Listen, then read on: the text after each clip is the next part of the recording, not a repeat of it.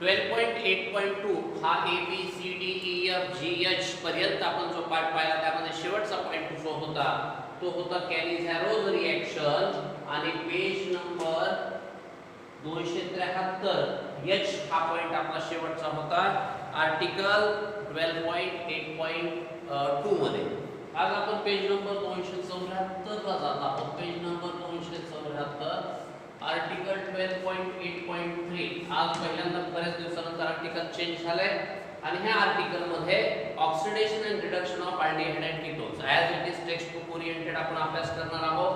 आणि यानुसार oxidation of aldehyde and ketones by dilute HNO3 KMNO4 आणि K2CR2O7 हा आजचा आपला पार्ट.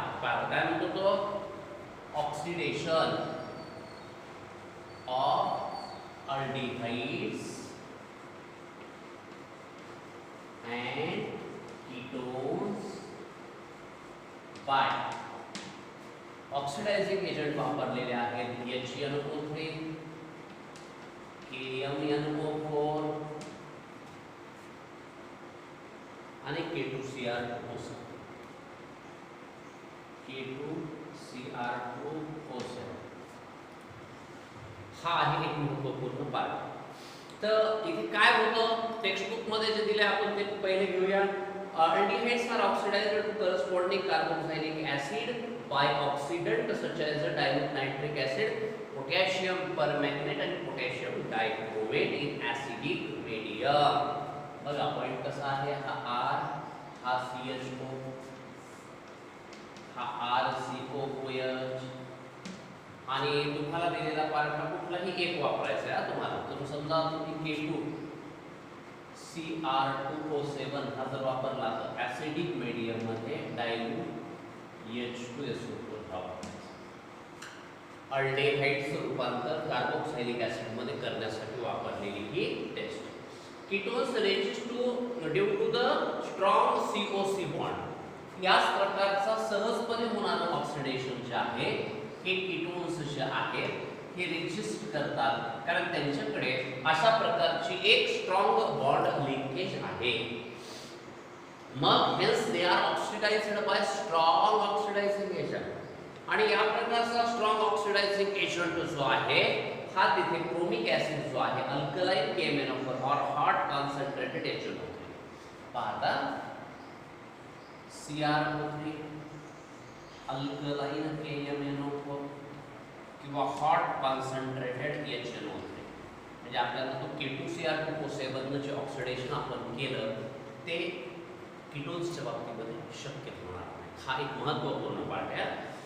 हा दाखवत असताना काय म्हणतो तो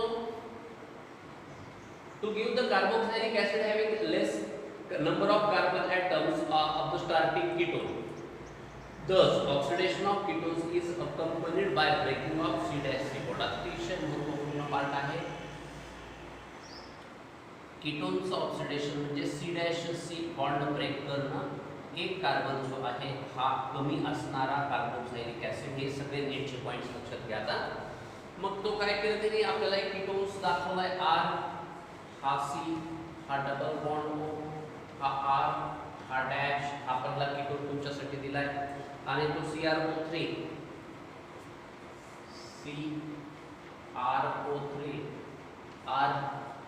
RCOOH आणि R डॅश COOH असे महत्त्वपूर्ण कार्बोक्सिलिक ऍसिड्स तयार केले त्यांनी. आणि हा भाग दाखवत असताना एक एक्झाम्पल आपल्याला दाखवलंय. हा CH3 हा C डबल बॉन्ड O हा CH3 हा CrO3 आणि हा तयार झाला त्यापासून ऍसिटिक ऍसिड.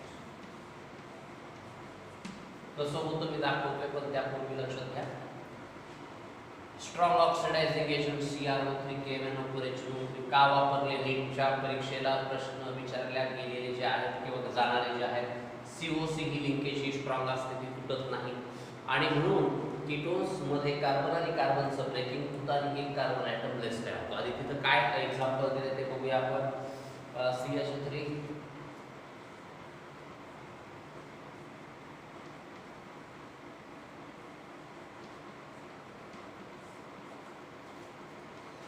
आणि हा दिल्याच्या नंतर CH3COOH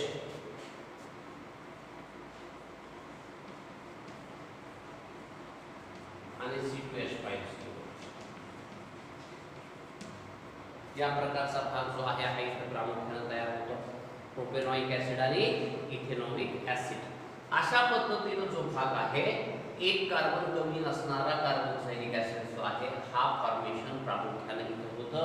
आणि हे पहिला पॉइंट जो आहे, ज्या पहिल्या पॉइंट मध्ये oxidation of aldehyde and ketones जो पार्ट आहे तो तुम्हाला एक्सप्लेन करण्यात आला. ठीक आहे. मग आता आपण ऑक्सिडेशन हा भाग झाल्याच्या नंतर आजच्या भागामध्ये आपल्याला रिडक्शन कडे जायचंय.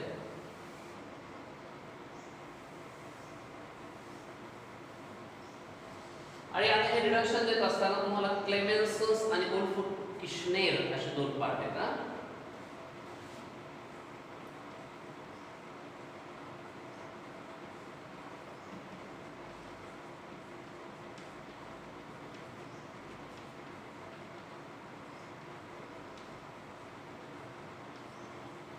क्लेमेन्सन्स आणि उल्फ किश्नेर रिडक्शन. आता हे दाखवत असताना काय म्हणतो तो, the carbonyl group of aldehyde and ketones is reduced to methylene group. हा कार्बोनिल ग्रुप जो आहे याचं रिडक्शन मिथिलीन ग्रुप मध्ये. हे पॉइंट्स अतिशय महत्त्वाचे असतात ना, हे लक्षात ठेवायचे कधी पण. On treatment with zinc अमालगम and concentrated hydrochloric acid. Zinc अमालगम म्हणजे ZnHC आणि कॉन्सन्ट्रेटेड HCl हे कोणासाठी वापरलेले आहे? क्लेमेन्सन्स साठी. पुढे काय म्हणतो तो, और hydrazine followed by heating with sodium और potassium hydroxide is known as a Wolff Kishner. Hydrazine इथे लिहितो आम्ही, hydrazine followed by NaOH or KOH in presence of ethylene glycol. म्हणजे हे उल्फ किश्नेर जो आहे हा असा, हा, आणि क्लेमेन्सन्स आहे हा असा. दोन सिंपल पॉइंट तुम्हाला इथे एक्सप्लेन करण्यात आलेले आहेत. आता काय दिलं त्याने तुम्हाला, in both reaction oxygen is replaced by 2 hydrogen atoms. आणि एक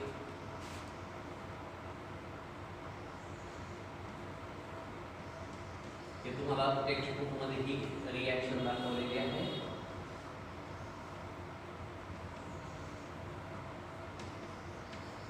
झिंक अमालगम, अमालगम म्हणजे mercury, carbonyl group in aldehyde and ketones, आणि याचं रूपांतर झालेलं आहे मिथिलीन ग्रुप मध्ये. आणि हा H2O बाहेर गेला. काय झालं in this reaction, carbonyl group is converted into methylene group. हा एक महत्त्वपूर्ण पाठ आपल्याला इथे पाहायला मिळतो. तर तुम्हाला एक्झाम्पल दिलेलं आहे इथे ॲसिटोनचं.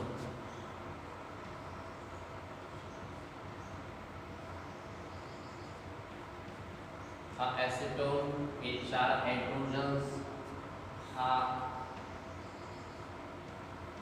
झिंक अमालगम आणि हा HCl. काय करायचं आपण, हा C डबल बॉन्ड ग्रुप जो आहे सरळ व्यवस्थित लिहितो मी. आणि एक महत्त्वपूर्ण रिएक्शनचा हा ॲब्स्ट्रॅक्ट आहे, propane 2OPNE into propane. Hydrocarbon मध्ये होणारा करस्पॉन्डिंग कन्व्हर्जन जे आहे हे प्रामुख्याने दाखवलेलं आहे तुम्हाला. त्यानंतर प्रोपेनाल हा तुम्हाला दिलेला आहे एक्झाम्पल नंबर 1, एक्झाम्पल नंबर 2, हा CH3, हा CH2, हा CHO. हा आपण असा दाखवायचा, प्रोपेनाल ॲसिटोन प्रोपिऑन अल्डिहाइड. तर हे तुम्हाला पाठ त्या पद्धतीने तुम्ही एक्सप्लेन करू शकता. काय रिएक्शनचं कंटेंट आहे हे लक्षात घ्यायचं. रिक्वायरमेंट आहे आपल्याला 4 हायड्रोजन्सची,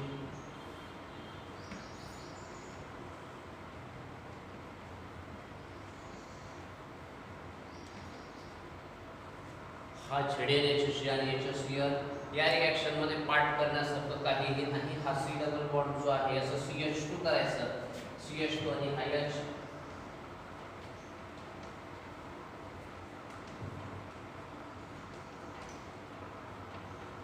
आणि हा तयार झाला.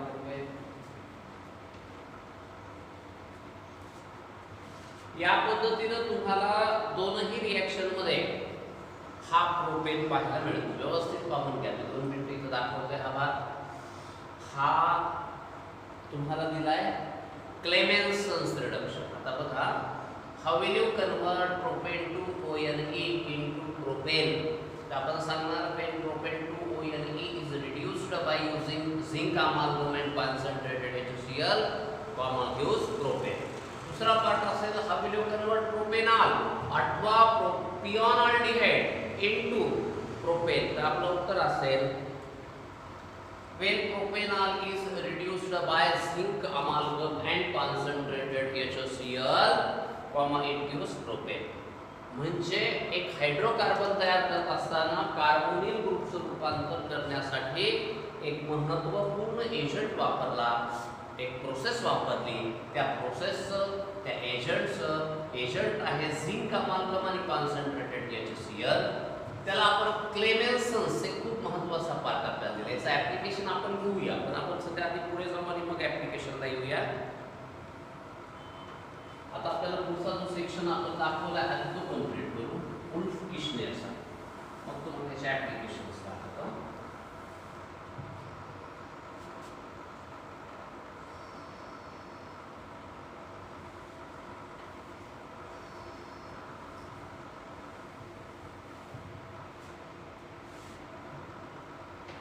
आता आपल्याला इथे वुल्फ किशनेरचा एक भाग दाखवला तुम्हाला.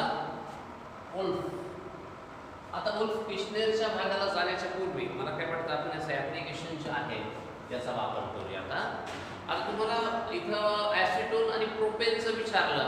जर मला असं विचारलं असतं की आपण इथेन तयार करू शकतो का, तर मग आपल्याला एक असा आला असता, हा CH3, हा CH डबल बॉन्ड हो, ethanol acid aldehyde plus 4 hydrogens ZnHC oblique HCl, हा C डबल बॉन्ड हो जाईल, हा CH3, हा H2O आणि हा तयार झाला इथेनॉल. मागच्या वेळेला आपण प्रोपेन केला होता, म्हणजे कीटोन्स पासून सर्वात छोटा अल्केन जो तयार होईल हा प्रोपेन असेल ना. ऍसिटोन हा आपला सर्वात छोटा कीटोन. मग तुम्हाला असं वाटलं की हा CH3, हा CH2, हा C डबल बॉन्ड हो, हा CH3, इथाइल, मिथाइल कीटोन और ब्यूटेन टू ONE. हा जर वाटला तर आपण हे 4 हायड्रोजन्स ZnHC ऑब्लिक HCl लिहित असताना मी फक्त सरळ लिहिलेलं C डबल बॉन्ड जो ग्रुप आहे, हा C डबल बॉन्ड ग्रुप आपल्याला CH2 मध्ये कन्वर्ट होणार आहे.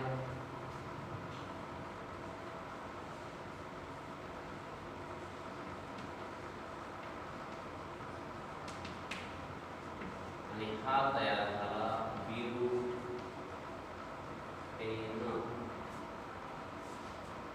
अशा पद्धतीनं एक जेव्हा क्लेमेन्सन्स रिडक्शनचा पार्ट आला, आपल्याला विचारलं की how will you prepare ethane from carbonyl compound. तर आपलं उत्तर असेल when ethanol is reduced by zinc ZnHC and concentrated HCl common use. किंवा आपला असला how will you convert butane two ONE into butane. किंवा आपल्याला कन्वर्जन मध्ये असा भाग आला तर आपण म्हणणार when butane two ONE is reduced by ZnHC plus HCl, gives butane. आणि या पद्धतीचा भाग आपल्याला ज्या वेळेला येतो त्यावेळेला आपण या रिएक्शन मध्ये काय पाहिजे या रिएक्शन मधला हा ऍब्स्ट्रॅक्ट हा कुठल्या पद्धतीनं आपल्याला एक्सप्रेस करण्यात आला. C डबल बॉन्ड ग्रुप हा CH2 मध्ये, कार्बोनिल ग्रुप हा CH2 म्हणजे मिथिलीन मध्ये कन्वर्ट करण्यासाठी झिंक अमालगम जो आहे, अमालगम हा एक शब्द इथं आला आणि अमालगम म्हणजे मर्क्युरी, आणि मर्क्युरीचा अपवाद असा आहे की हा एकमेव असा मेटल आहे जो लिक्विड अवस्थेमध्ये आहे, आणि दुसरं म्हणजे असा एकमेव लिक्विड आहे ज्याची डेन्सिटी सर्वात जास्त आहे, असा हा मर्क्युरी जो आहे हा अमालगम स्वरूपामध्ये ॲलॉय मध्ये दोन किंवा जास्त आपण मेटल्स मिक्स केले. मर्क्युरी हा लिक्विड फॉर्म मध्ये असल्या कारणाने तो NaHC सोडियम अमालगम, ZnHC झिंक अमालगम या स्वरूपामध्ये प्रामुख्याने वापरला जातो. पेज नंबर 273 वर आर्टिकल 12.8.3 हा पार्ट आपण इथे एक्सप्लेन केला. आता आपण त्याचाच कंटिन्यू त्यातला पुनर्विश्लेषण पार्ट आपण नेक्स्ट